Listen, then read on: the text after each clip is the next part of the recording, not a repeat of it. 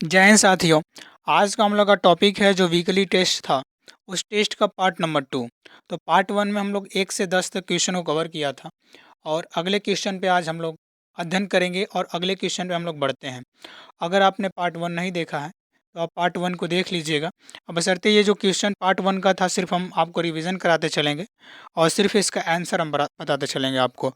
तो यहाँ पर देख सकते हैं पहला क्वेश्चन क्या हम लोग का, कि किसी बिजनेस के तहत वित्तीय ट्रांजैक्शन का नियमबद्ध तथा संपूर्ण रिकॉर्डिंग को क्या कहा जाता है। इसका आंसर हम कल बता चुके हैं और सिंपल वही बात है कि इसका आंसर तो पता है आपको, सीधा आप कमेंट बॉक्स में लिखते रहिए, हम तो आंसर बता ही रहे हैं। तो पहला क्या होगा कि किसी बिजनेस के तहत वित्तीय ट्रांजैक्शन का नियमबद्ध तथा संपूर्ण रिकॉर्डिंग को क्या कहते हैं, तो अकाउंटिंग कहते हैं। ओके। दूसरा है, दूसरा क्वेश्चन यहाँ पे है, दूसरा क्वेश्चन कि संपूर्ण अकाउंटिंग का कार्य सुव्यवस्थित ढंग से किस सॉफ्टवेयर में कर सकते हैं, तो ऑप्शन नंबर सी, ए और बी दोनों। तीसरा है, तीसरा बोल रहा अकाउंटिंग का कार्य करने का उद्देश्य है। अकाउंटिंग का कार्य करने का उद्देश्य इनमें से सभी है, मतलब रिकॉर्ड रखने के लिए, वित्तीय स्थिति जानने के लिए, कानूनी प्रावधानों को पूरा करने के लिए। अगला बढ़ते हैं अगले क्वेश्चन पे। अगला क्वेश्चन है, अगला क्वेश्चन नंबर 4 होगा। अगला क्वेश्चन 4 है कि अकाउंटिंग का मुख्य भाग या शाखा है। पहला बोल रहा है financial accounting, cost accounting, management accounting, यानी इसका आंसर भी ऑल ऑफ दिस था, सभी। पांचवा बोल रहा है कि अकाउंट का निम्न में से प्रकार है। तो अकाउंट का निम्न में से प्रकार यानी पर्सनल अकाउंट, इम्पर्सनल अकाउंट, ये दोनों होगा। अकाउंट का निम्न में से प्रकार दोनों होगा, इसीलिए 5 वाला क्वेश्चन सी, ए और बी दोनों होगा राइट आंसर। अगले क्वेश्चन 6 नंबर पे चलते हैं और 6 नंबर क्वेश्चन बोल रहा है कि अकाउंट का वह प्रकार, 6 नंबर है कि अकाउंट का वह प्रकार जिसमें व्यय या हानि और आय या लाभ से संबंधित होते हैं उसे कहा जाता है। तो इसे देखिए, इसे क्या कहा जाता है, तो जो व्यय, लाभ, हानि इत्यादि से संबंधित होते हैं उसे नॉमिनल अकाउंट कहा जाता है। ओके। 7 वाला क्वेश्चन देखिए क्या बोल रहा, कि किसी पार्टी या संस्था के लिए कोई व्यक्ति या संस्था क्या कहा जाएगा जो उस संस्था से उधार गुड्स खरीदता है। तो उधार अगर गुड्स खरीदता है तो वह उस संस्था के लिए देनदार हो जाएगा। तो देनदार हो जाएगा तो सेंडरी डेटर कहलाता है, इसीलिए इसका ऑप्शन नंबर ए होगा, 7वां का ए। अगला बोल रहा 8वां, किसी ट्रांजैक्शन के संबंध में लिखित डॉक्यूमेंट को कहा जाता है। कोई भी ट्रांजैक्शन आप करिए उसका लिखित जो डॉक्यूमेंट होता है, इनवॉइस होता है, उसको हम लोग वाउचर के नाम से जानते हैं, है ना। 8 वाला क्वेश्चन बी होगा। 9 वाला क्वेश्चन जो बोल रहा है, 9 नंबर, बोल रहा है कि राम अपना पैसा union bank of India bank में जमा करता है। इस लेन देन का रिकॉर्ड जर्नल के वाउचर में निम्न में से किस प्रकार किया जाएगा।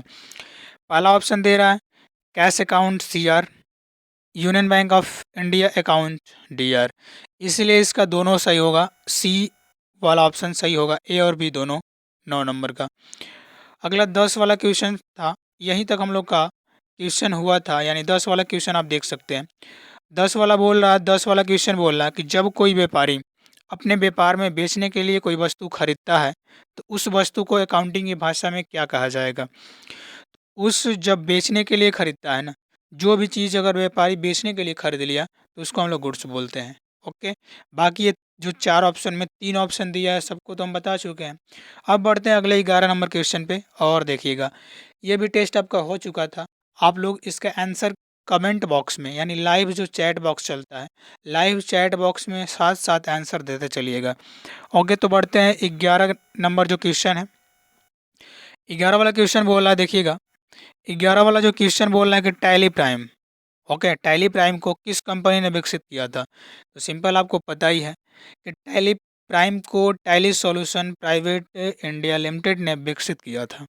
Okay, tally solution private LTD ने विकसित किया था। इसका 11 का आंसर होगा बी। बी तो होगा। अब देखिए माइक्रोसॉफ्ट क्या होता है, माइक्रोसॉफ्ट कंपनी क्या है, तो Microsoft company, okay, Microsoft company ने एम एस वर्ड, पूरा नाम माइक्रोसॉफ्ट, जो Microsoft Word, Microsoft PowerPoint, Microsoft Excel को विकसित किया है ना। और इसका जो स्थापना था 1975 में किया गया था। 1975 में माइक्रोसॉफ्ट की स्थापना किया गया था, है ना। माइक्रोसॉफ्ट सॉल्यूशन कोई कंपनी तो है नहीं यहाँ पे। ओके, चलिए, और यहाँ माइक्रोसॉफ्ट सॉल्यूशन तो कोई कंपनी है नहीं, माइक्रोटेक मोबाइल कंपनी है। यहाँ पे ठीक है ना, माइक्रोसॉफ्ट की स्थापना तो हमने आपको बता दिया कि 1975 में किया गया था, और 4 अप्रैल 1975 में इसकी स्थापना किया गया था माइक्रोसॉफ्ट कंपनी की, है ना, जिसका संस्थापक थे बिल गेट्स। ओके। और इसका प्रथम संस्करण जो आया था ऑफिस 1.0, जो आया था 1990 में। ओके, 19 नवंबर 1990 में आया था इसका प्रथम संस्करण माइक्रोसॉफ्ट यानी एमएस वर्ड का, माइक्रोसॉफ्ट ऑफिस का। ओके। अगला क्वेश्चन है 12 वाला। 12 वाला क्वेश्चन बोल रहा है, 12 वाला क्वेश्चन पढ़िएगा और इसका आंसर दीजिएगा। 12 वाला क्वेश्चन बोल रहा है कि टैली प्राइम 1.0, टैली प्राइम को टैली सॉल्यूशन द्वारा किस समय उपलब्ध कराया गया था, मतलब कब लॉन्च किया गया था। तो यहाँ पे देखिए दिया है 8 अक्टूबर 2020, 8 जनवरी 2021, 8 नवंबर 2020, 8 दिसंबर 2020। तो टैली सॉल्यूशन द्वारा टैली प्राइम को विकसित किया गया था 8 नवंबर 2020 को, 8 नवंबर 2020 को। ओके। और 9 नवंबर 2020 भी कहीं देगा आपको, 8 नवंबर 2020 भी देगा। अगर 8 की जगह अगर आपका 9 होता, 8 की जगह 9 नवंबर होता तो भी आपका सही होता, है ना। तो यहाँ पे 9 नवंबर वाला कोई ऑप्शन देगा नहीं, और ऐसा कोई ऑप्शन देगा नहीं कि 8 नवंबर और 9 नवंबर दोनों दे दे। ओके, तो इसका राइट आंसर क्या होगा 12 वाला का, सी, 8 नवंबर 2020। अगला है 13 वाला क्वेश्चन, देखिएगा 13 वाला क्वेश्चन बोल रहा कि टैली प्राइम का निम्न में से पिछला वर्जन कौन सा नहीं है। टैली प्राइम का पिछला वर्जन पूछ रहा है आपसे। तो टैली प्राइम का पिछला वर्जन आपको वर्जन हिस्ट्री में जो हमने पढ़ाया था कि वर्जन हिस्ट्री में आपका टैली 4.5, तो इसका वर्जन है। टैली 5.4 भी है। ओके, टैली 6.3 भी दे तो भी है, ठीक है। अब टैली प्राइम के निम्न में से पिछला वर्जन कौन सा नहीं है। तो टैली ERP 10 अभी तक विकसित नहीं हुआ है। आप जानते हैं कि टैली ERP 10 अभी तक विकसित नहीं हुआ है, बस जबकि टैली प्राइम 1.0 के बाद, टैली प्राइम के बाद टैली 1.0 आया, इसका और भी अधिक विस्तृत मतलब विकसित रूप आ सकता है। तो यहाँ पे इसका राइट आंसर क्या होगा, टैली ERP 10, टैली ERP 10 इसका राइट आंसर होगा 13 वाले का। ओके। अगला क्वेश्चन है कि 14 वाला कि टैली प्राइम निम्न में से एक सॉफ्टवेयर है। तो ये टैली प्राइम किस प्रकार का सॉफ्टवेयर है, आपको बताना है कि टैली प्राइम किस प्रकार का सॉफ्टवेयर है। तो आपके पास ऑप्शन है, पहला word processing, accounting, image recognition, image reader. Okay, तो इसका राइट आंसर आप बता सकते हैं, क्योंकि इसका तो हम लोग देख चुके हैं कि आंसर क्या होता है, और आप लोग भी जानते भी हैं कि टैली प्राइम एक अकाउंटिंग सॉफ्टवेयर है। टैली प्राइम क्या है, एक अकाउंटिंग सॉफ्टवेयर है। ओके। वर्ड प्रोसेसिंग का आने का अर्थ क्या होता है, वर्ड प्रोसेसिंग, अब यहाँ पे देखिएगा जो ए वाला ऑप्शन दिया है, वर्ड प्रोसेसिंग सॉफ्टवेयर कौन सा होता है। तो वर्ड प्रोसेसिंग वह सॉफ्टवेयर होता है जिसमें वर्ड यानी शब्द यानी टेक्स्ट को लिखकर प्रोसेस किया जाता है, मतलब उस टेक्स्ट को बड़ा छोटा या उसको प्रिंट किया जाता है या विभिन्न कलर टेक्स्ट पे अप्लाई किया जाता है, वर्ड प्रोसेसिंग सॉफ्टवेयर कहलाता है। जैसे एम एस वर्ड आपका है, और वर्ड पैड भी आपका वर्ड प्रोसेसिंग सॉफ्टवेयर है। इमेज रिकग्निशन का मतलब क्या होता है, जो इमेज को पहचानने के लिए प्रयोग किया जाता है सॉफ्टवेयर, इमेज रिकग्निशन, है ना। इमेज रीडर का मतलब वही हुआ, इमेज को रीड करने वाला। अगला है 15 वाला क्वेश्चन। 15 वाला क्वेश्चन बोल रहा आपसे, 15 वाला क्वेश्चन बोल रहा कि टैली प्राइम 1.0 को बंद करने का कीबोर्ड शॉर्टकट की है। तो यहाँ पे कीबोर्ड शॉर्टकट की पूछा है, कंट्रोल क्यों से भी होता है। अगर आप होम स्क्रीन पे हैं, अगर कंट्रोल क्यों दबाते हैं तो डायरेक्ट आपका टैली प्राइम बंद हो जाता है बिना कोई परमिशन मांगे। अगर एस्केप दबाते हैं तो पूछता है ना कि बंद करना है, क्विट करना है, एस या नो। नो करेंगे तो बंद नहीं होगा, एस करेंगे तो बंद हो जाएगा। लेकिन अगर कंट्रोल क्यों दबाते हैं तो डायरेक्ट बिना परमिशन मांगे बंद होता है। अल्ट F4 दबाते हैं तो भी बंद होता है, लेकिन यहाँ पे परमिशन मांगता है, क्विट करना है, एस या नो। ओके, तो इसीलिए इसका राइट आंसर ए और बी दोनों होगा। इसीलिए इसका राइट आंसर कौन सा होगा, तो इसीलिए इसका राइट आंसर होगा ए और बी, 15 वाले का। यहाँ तक तो आप लोगों का क्लियर है। अब जो हम लोग का थ्योरी का क्वेश्चन था, जो लिखने वाला था, यहाँ पे 16 वाला क्वेश्चन बोल रहा है, यहाँ पे 16 वाला क्वेश्चन बोल रहा है कि टैली प्राइम 1.0 में टैली कंपनी और लेजर में क्या अंतर है। टैली प्राइम में टैली कंपनी और लेजर में क्या अंतर है। ओके, तो आप लोगों को बताना है और इसका आंसर लिखकर अपने व्हाट्सएप ग्रुप में भी शेयर करिएगा। देखिए यहाँ पे टैली में कंपनी और लेजर का कहने का अर्थ क्या है।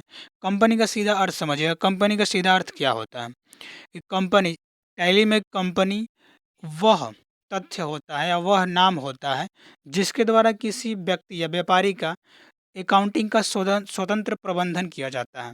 मतलब उसमें अकाउंटिंग का कार्य किया जाता है। एक कंपनी में क्या होता है, किसी बिजनेसमैन का अकाउंटिंग का कार्य किया जाता है जो विशेषतः एक ही व्यक्ति या संस्था से संबंधित होता है। ओके। लेज़र क्या होता है, लेज़र मतलब खाता।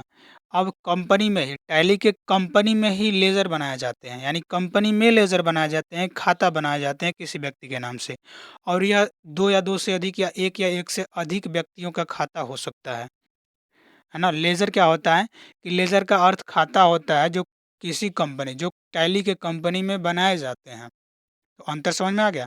टैली तो कंपनी हुआ, मतलब उसमें एक स्वतंत्र समूह प्रबंधन करता है किसी बिजनेसमैन का। और जबकि लेज़र क्या होता है, किसी व्यक्ति के नाम से खाता होता है। ओके। तो आशा है कि आपको समझ में आया होगा। बशर्ते चलते हैं अपने नोट्स पे, और यहाँ पे इसको नोट कर लीजिएगा या आप स्क्रीनशॉट ले सकते हैं। ओके। चलते हैं अपने नोट्स पे और देखते हैं कि इसका अंतर क्या है। पहला देखिएगा, पहला क्या है, कंपनी। देखिए यहाँ पे लिखा है कंपनी। कंपनी क्या होता है, तो यहाँ पे ध्यान दीजिए, कंपनी नामक टर्म का अर्थ यह है कि इसमें अलग अलग किसी एक ही व्यक्ति या संस्था की, अलग अलग किसी एक ही व्यक्ति या संस्था हो सकता है। मतलब कोई एक व्यक्ति हो सकता है या संस्था हो सकता है।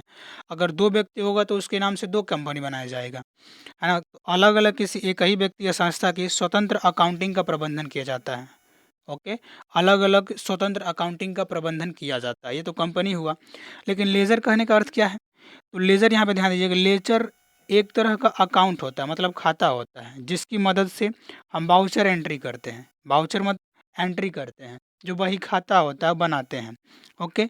लेजर बनाने के लिए सबसे पहले हमें क्या करना पड़ता है, गेटवे ऑफ टैली में जाकर अकाउंट इन्फो में जाना पड़ता है। ओके। अकाउंट इन्फो में जाना पड़ता था, किस में, तो टैली ERP 9 में। अब टैली प्राइम में कहाँ जाना पड़ेगा हमको, तो क्रिएट में जाना पड़ता है, गेटवे ऑफ टैली के क्रिएट ऑप्शन में जाना पड़ता है। ओके। यहाँ पे दोनों हम लोग साथ साथ देखते हैं। अगर किसी के पास पास टैली ERP 9 हो तो उसमें भी प्रैक्टिस आप कर सकते हैं। अगर टैली प्राइम में हो तो वो भी आपके लिए सही है। यहाँ पे ध्यान दीजिएगा, यहाँ पे गेटवे ऑफ टैली में जाकर अकाउंट इन्फो में जाना होगा। तो किस लिए, टैली ERP 9 में। अगर टैली प्राइम हो आपके पास तो किस में जाना होगा, गेटवे ऑफ टैली के क्रिएट ऑप्शन में जाना पड़ता है, मास्टर्स के अंतर्गत क्रिएट ऑप्शन में जाना पड़ता है। वहाँ पे आप ग्रुप लेजर जो भी बनाना होगा बना सकते हैं। ओके। तो ये तो हुआ कंपनी और लेजर में अंतर। ठीक है। ओके। चलिए, तो यहाँ पे आप इसको लिख सकते हैं, स्क्रीनशॉट ले सकते हैं इसका। क्लियर है। आगे बढ़ते हैं अगले क्वेश्चन पे। अगला क्वेश्चन हम लोग का होगा, अगला क्वेश्चन जो दिया है कि परचेज और सेल्स वाउचर में क्या अंतर है। अगला क्वेश्चन आपके सामने है कि परचेज और सेल्स वाउचर में क्या अंतर है ना। तो देखिए, परचेज और सेल्स वाउचर में जो अगला टेस्ट हुआ था उसको में भी आपको हम बता चुके थे, परचेज और सेल्स वाउचर में अंतर क्या है। बशर्ते आपको यहाँ बताना चाहेंगे। देखिए, परचेज क्या होता है, जो हम लोग गुड्स मतलब आहरण का परचेज करते हैं, जो उस वस्तु को बेचना होता है ना। व्यापार में जो वस्तु को बेचना होता है उससे हम क्या कहते हैं, परचेज कहते हैं। अगर उस गुड्स को हम लोग खरीदारी कर रहे हैं, गुड्स का खरीदारी कर रहे हैं तो परचेज कहेंगे।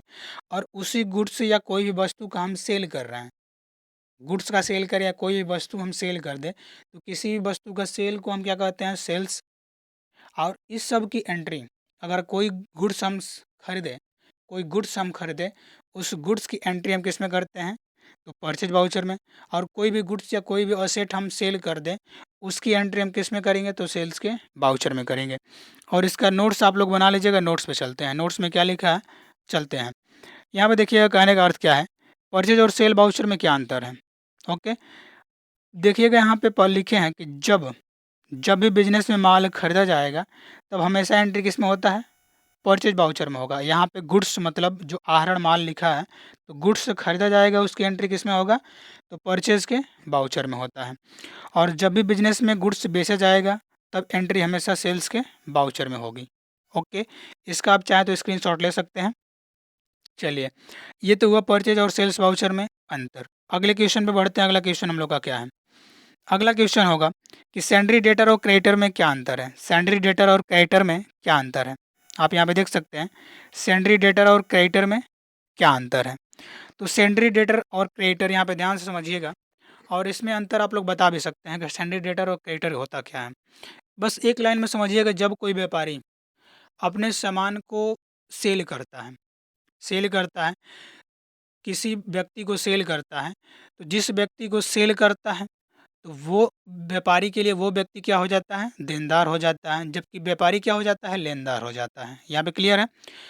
जो खरीदा है उस व्यापारी से वो क्या हो जाएगा, देनदार हो जाएगा, और व्यापारी क्या हो जाएगा, लेनदार हो जाएगा।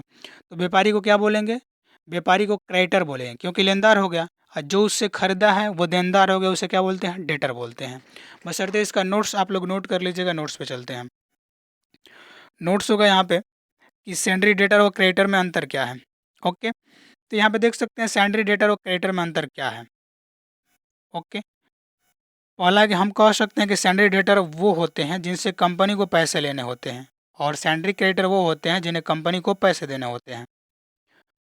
ओके, हम कह सकते हैं कि सेंड्री डेटर वो होते हैं जिनसे कंपनी को पैसे लेने हैं, और सेंड्री क्रेडिटर वो होते हैं जिन्हें कंपनी को पैसा देना है। ठीक है, चलिए ओके। यहाँ पे ये नोट्स आप लोग स्क्रीनशॉट ले सकते हैं या नोट कर लीजिएगा। आगे बढ़ते हैं अगले क्वेश्चन पे। अगला क्वेश्चन हम लोग का है, अगला क्वेश्चन होगा अकाउंटिंग में खाता कितने प्रकार के होते हैं। ओके, यहाँ पे आपको बताना है कि अकाउंटिंग में खाता कितने प्रकार के होते हैं, प्रत्येक का वर्णन कीजिए, प्रत्येक का वर्णन कीजिए। अकाउंटिंग में खाता कितने प्रकार के होते हैं, प्रत्येक का वर्णन कीजिए। तो चलिए, अकाउंटिंग में खाता कितने प्रकार के होते हैं, तो अकाउंटिंग में खाता मुख्यतः दो प्रकार के होते हैं, और दो में पहला क्या होता है, पर्सनल, और अगला होता है इम्पर्सनल। ओके, पर्सनल अकाउंट भी आपको पता है। पर्सनल अकाउंट क्या होता है, किसी व्यक्ति या व्यक्ति के नाम से कोई संस्था का नाम से जो खाता होता है उसे पर्सनल अकाउंट कहते हैं। इम्पर्सनल अकाउंट क्या होता है, जब भी कोई खाता किसी व्यक्ति से संबंधित नहीं होता, मतलब किसी व्यक्ति के नाम से संबंधित नहीं होता, उसे इम्पर्सनल अकाउंट कहते हैं। है ना। इम्पर्सनल अकाउंट के दो भाग होते हैं, रियल अकाउंट और नॉमिनल अकाउंट। ठीक है, तो अब बोलना है कि प्रत्येक का वर्णन कीजिए। चलिए इसके नोट्स पे चलते हैं हम। 19 वाला क्वेश्चन का नोट्स देख लीजिए, आप लोग स्क्रीनशॉट ले सकते हैं। अगला है कि व्यक्तिगत खाता। पहला पर्सनल अकाउंट क्या होता है, व्यक्तिगत खाता। तो जो अकाउंट किसी व्यक्ति या ऑर्गेनाइजेशन, यहाँ पे देखिएगा, जो अकाउंट किसी व्यक्ति या ऑर्गेनाइजेशन कंपनी से जुड़े होते हैं पर्सनल अकाउंट कहे जाते हैं। क्लियर है। रियल अकाउंट यानी वास्तविक खाते। रियल अकाउंट या वास्तविक खाता वो है जो वस्तु या संपत्ति से संबंधित होते हैं, यानी रिलेटेड होते हैं। वास्तविक खाता के जरिए असेट और ऋण या कर्जा से जुड़ी जानकारी हमें मिलती है। मतलब रियल अकाउंट क्या होता है कि पैसों से संबंधित होता है, जो वस्तु से संबंधित होता है कि हम कितना देनदार हैं, हम कितना लेनदार हैं। ओके, अगला होता है नॉमिनल अकाउंट। नॉमिनल अकाउंट क्या होता है, तो नॉमिनल अकाउंट में आय और खर्च, एक्सपेंस के बारे में जानकारी मिलती है हमें। नॉमिनल अकाउंट हमारी लाभ या हानि से जुड़े इन्फॉर्मेशन रखता है। तो जो खाता लाभ या हानि से संबंधित होता है उसे क्या कहते हैं, नॉमिनल अकाउंट कहते हैं। ठीक है, चलिए अगले क्वेश्चन में बढ़ते हैं। अगला क्वेश्चन हम लोग का क्या है, अगला क्वेश्चन लास्ट होगा। ओके, अगला क्वेश्चन होगा हम लोग का golden rule of accounting. Okay, golden rule of accounting किससे संबंधित है, सभी नियमों को खाता के प्रकार के अनुसार लिखिए। यहाँ पे देख सकते हैं आप लोग क्या लिखा है कि गोल्डन रूल ऑफ अकाउंटिंग किसे का से संबंधित है, सभी नियमों को खाता के प्रकार के अनुसार लिखिए। ओके, तो गोल्डन रूल ऑफ अकाउंटिंग किससे संबंधित है, तो अकाउंटिंग से ही संबंधित है। ओके, सभी नियमों को लिखने की बात है, तो चलिए लिखते हैं सभी नियमों को, और बढ़ते हैं अपने जो नोट्स हम लोग बनाए हैं उस नोट्स पे। नोट्स आप लोग देख लीजिएगा, स्क्रीनशॉट ले सकते हैं या लिख कर रख सकते हैं। अगला है गोल्डन रूल ऑफ अकाउंटिंग का पहला rule of personal account. Personal account का रूल क्या है कि डेबिट द रिसीवर। पहला क्या है देख सकते हैं आप, डेबिट द रिसीवर। पहला डेबिट द रिसीवर, दूसरा है क्रेडिट द गिवर। हिंदी में आप देख सकते हैं, हिंदी में लिखा है कि पाने वाले को नाम, है ना, पाने वाले के नाम, तो डेबिट द रिसीवर। तो जो पा रहा है उसके नाम करिए, जो पा रहा है उसके नाम डेबिट करिए, और देने वाले को जमा, देने वाले को जमा कहते हैं, मतलब जो दे रहा है, क्रेडिट द गिवर। गिवर देने वाले को हम क्रेडिट करते हैं, तो देने वाले के नाम को जमा। Okay, rule of real account, यहाँ पे देखिएगा रूल ऑफ रियल अकाउंट का अर्थ क्या है कि जो आवे उससे नाम, मतलब जो आवे उसके नाम कर दीजिए। तो डेबिट वाट कम्स इन, आने वाले को डेबिट्स करिए। यहाँ पे देखिए जो आ रहा है उसको क्या करेंगे, डेबिट करेंगे, जो आ रहा है उसको डेबिट करेंगे, डेबिट वाट कम्स इन। और क्रेडिट वाट गोज आउट। जो आवे उसे जमा, मतलब जो आवे उसे, जो जावे उसे जमा करते हैं। ओके, जो आवे उसे डेबिट करते हैं, जो जावे उसे क्रेडिट करते हैं। हिंदी देख सकते हैं, इंग्लिश भी देख सकते हैं। और वैसे इसको आप लोग लिखे हैं। आगे बढ़ते हैं और यहाँ पे देखिएगा रूल ऑफ नॉमिनल अकाउंट। सभी खर्चे एवं हानियों के, देखिए यहाँ पे सभी खर्चे एवं हानियों को नाम, मतलब debit all expenses and losses, credit all income and gains. Credit all income and gains होता है रूल ऑफ अकाउंट, है ना, रूल ऑफ नॉमिनल अकाउंट। तो आप देख सकते हैं ऊपर क्या दिया, rule of personal account, rule of real account, rule of nominal account. Okay, तो सिंपल आप इंग्लिश में समझ सकते हैं, हिंदी में थोड़ा हार्ड होगा। इंग्लिश में क्या है कि रूल ऑफ पर्सनल अकाउंट क्या होता है, debit the receiver, credit the giver. Rule of real account क्या होता है, तो रियल अकाउंट में होता है कि debit what comes in, credit what goes out. Nominal account में क्या होता है, debit all expenses and losses, credit all income and gains. तो इसको 2-3 बार आप लोग याद करेंगे तो याद हो जाएगा। और सभी को आप लोग लिख कर व्हाट्सएप ग्रुप में शेयर करते रहिएगा। और ना भी करना हो तो आप लोग लिख कर रखे रहिएगा, क्योंकि जब सेंटर ओपन होगा तो आपको सिंपल प्रैक्टिकल क्लास चलेगा, थ्योरी का क्लास नहीं चल सकता। ओके, तो धन्यवाद, मिलते हैं नेक्स्ट वीडियो में। जय हिंद, वंदे मातरम।